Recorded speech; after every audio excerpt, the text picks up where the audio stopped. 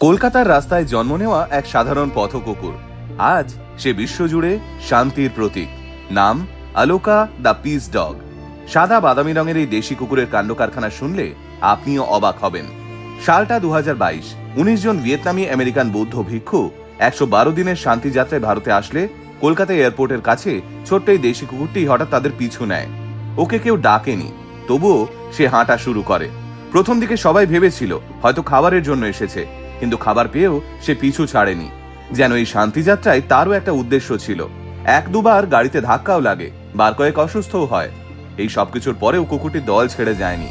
দলেরই একজন ভিক্ষু পান্নাকারা স্নেহে তাকে কোলে তুলে নাম দেন আলোকা, আর সেই বন্ধনই তাকে পৌঁছে দেয় আমেরিকায়।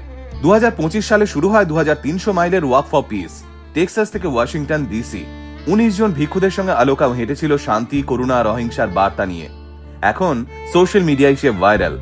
নেটিজেনরা এখন তাকে ডাকছেন শান্তির দূত বলে।